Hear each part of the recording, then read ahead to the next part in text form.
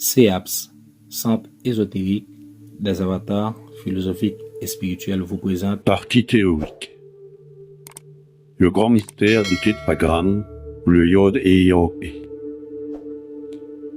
Ce qui est en bas est reflété à ce qui est en haut.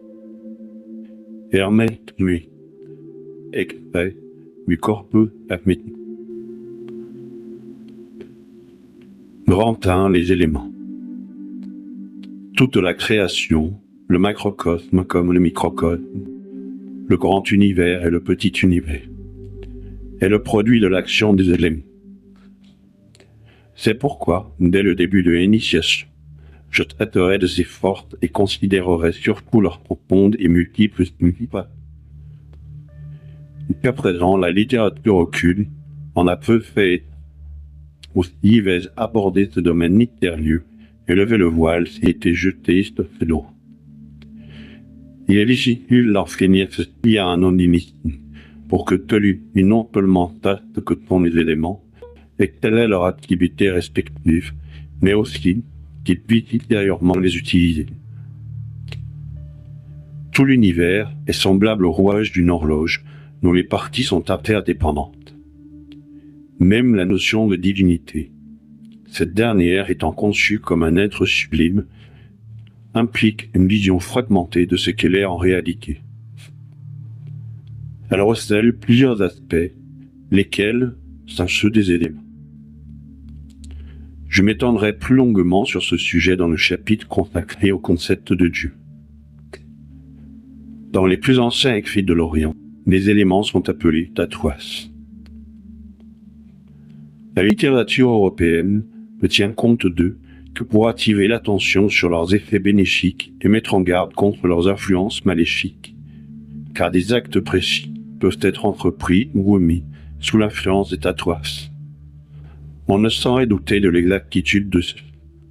Mais tout ce qui a été publié à ce jour ne mentionne qu'un aspect peu significatif de leur pouvoir. Les explications relatives à une meilleure compréhension peuvent être trouvées dans des livres traitant d'astrologie, où ils sont assez bien défaits. En ce qui me concerne, cependant, je pénétrerai plus exhaustivement le mystère des éléments, et je choisirai de livrer une autre clé qui est, il est vrai, analogue à celle que divulgue l'astrologie, sans avoir toutefois qu'un rapport avec cette dernière. De cette clé, inconnue jusqu'à présent du lecteur, j'enseignerai les multiples procédés d'utilisation.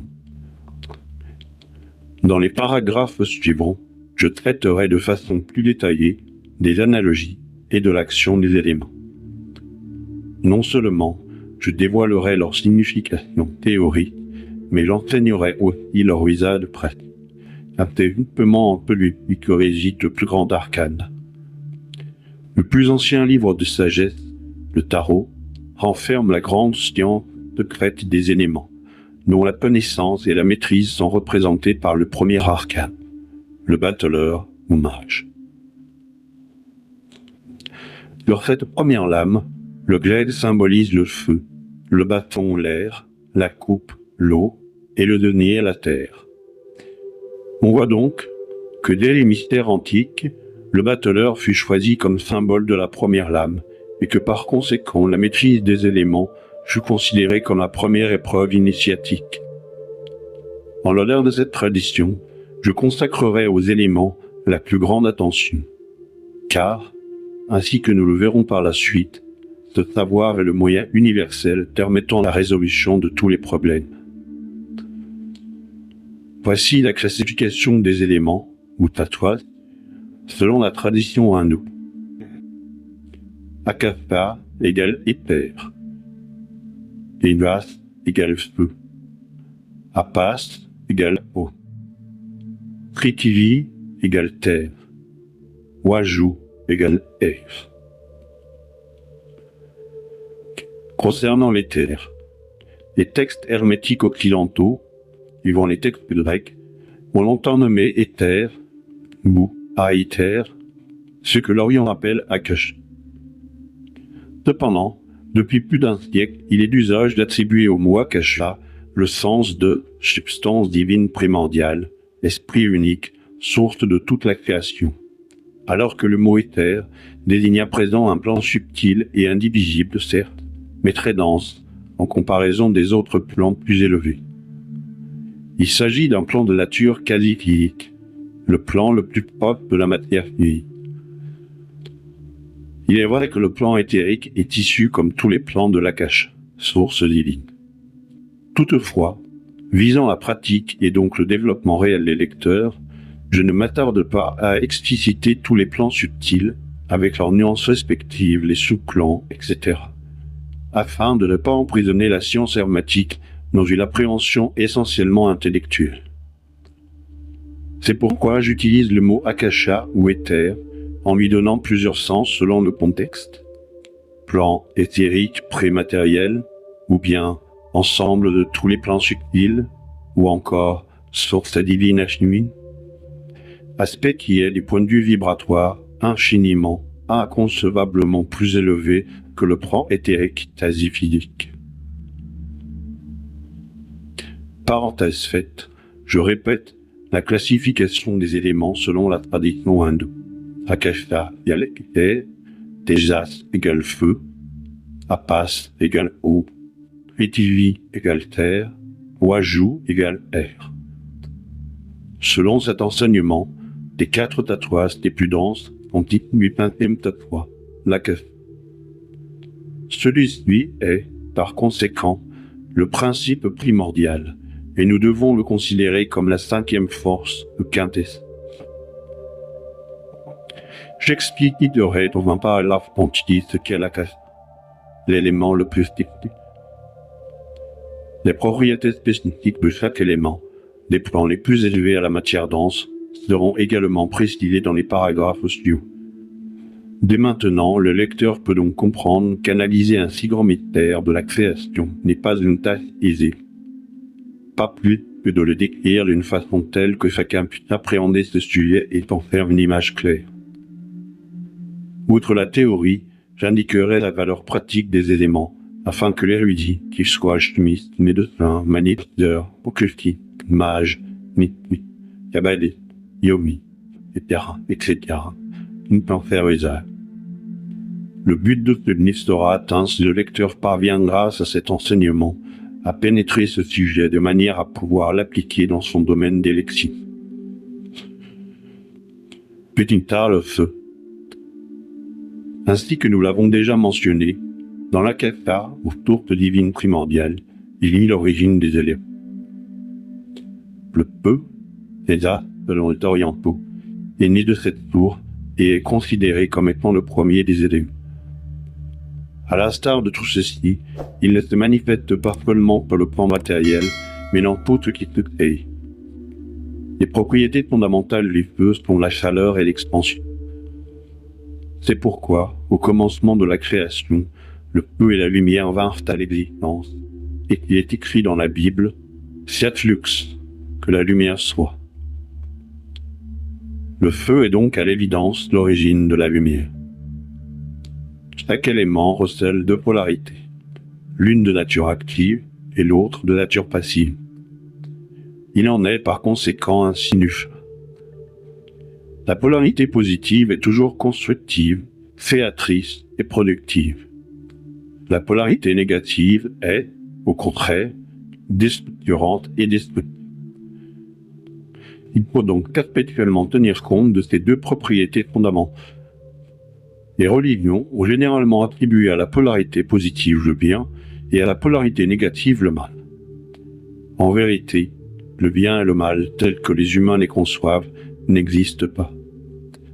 Dans l'univers, il n'y a pas de bonnes ni de mauvaises choses, car tout a été créé selon des lois immuables. En celles-ci se reflète la volonté divine, et c'est seulement en les connaissant que nous pouvons nous approcher de Dieu. Ainsi qu'il a été déjà dit, le feu a la propriété d'être expansion. Et cette expansion se manifeste par le fluide électrique. Par cette expression, nous n'entendons pas seulement l'électricité matérielle, bien que, comme nous le verrons plus loin, celle-ci soit d'une nature ammoniaque. Le feu est actif et latent dans tout ce qui fut créé.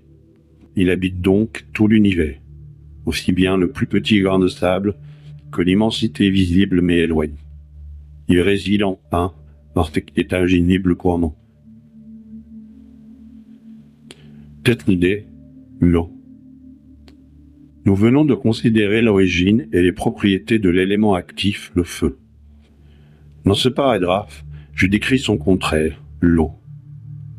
Comme le feu, l'eau provient de l'akasha, source divine primentimale. Mais par rapport à lui, elle a des propriétés absolument opposées. Le froid et la contraction. L'eau recèle également deux polarités, l'une positive, constructive, vigilante et nourricière, l'autre négative, polvante, décomposante et fermentante.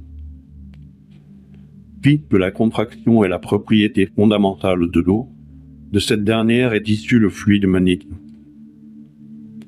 L'eau, à l'instar du feu, réside dans tout l'univers, et selon la loi de la création, l'un ne pourrait subsister sans l'autre, son contraire.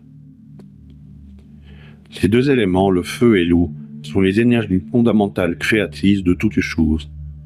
Par conséquent, dans tous les cas qui se présentent à nous, nous devons toujours considérer ces deux éléments et leurs manifestations protectives, le fluide électrique et le fluide magnétique, ainsi que leurs polarités internes et opposées.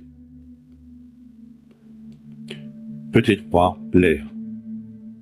L'élément suivant est l'air, qui est également issu de l'akasha, source divine primordiale.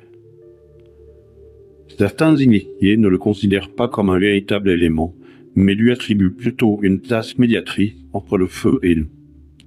Ainsi, l'air établit-il un lien de polarité neutre, équilibrant l'action expansive du feu et l'action contractante de l'eau.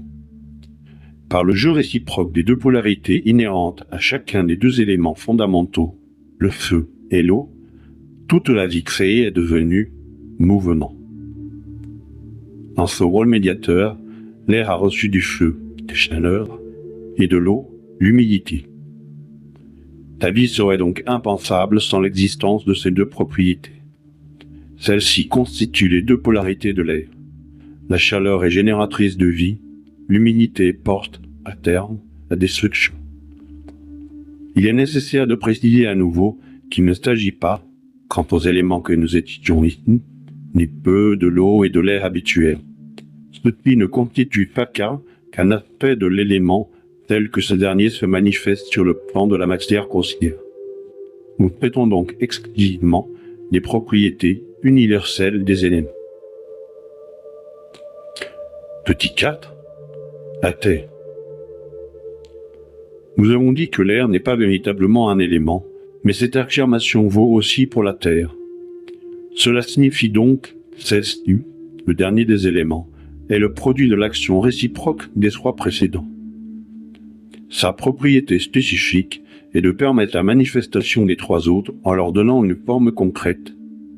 Cependant, du fait de cette forme, deux types sont limités dans leur action et incluent l'espace, la mesure, le poids et le temps vinrent à l'existence. L'action réciproque des trois premiers éléments, jointe à celle de la Terre, est devenue quadripolaire. Aussi, l'élémentaire peut-il être considéré comme un aimant quadripolaire. L'élément physique que nous connaissons est un corps ferromagnétique possédant un champ magnétique propre et deux pôles appelés conventionnellement nord et sud selon leur orientation dans le champ magnétique terrestre. Il ne correspond donc pas exactement à ce que j'appelle aimant quadripolaire. Le fluide, en ce qui concerne la Terre, est en conséquence électromagnétique. Et parce qu'en cette dernière, les trois autres éléments sont en activité, toute la création peut être appréhendée. Par la réalisation dans l'élémentaire, le fiat est concrétisé. Que cela soit. Le lecteur trouvera plus avant dans ce livre des explications détaillées quant aux actions spécifiques des éléments dans les sphères et les règnes, tels le règne animal, végétal, etc. L'essentiel est d'avoir un aperçu général de leur activité dans tout l'univers.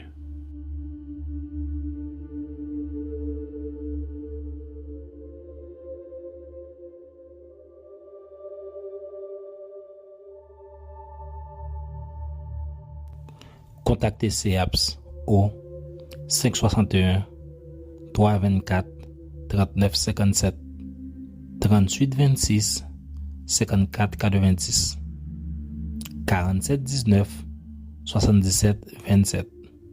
Email ceaps centre@gmail.com.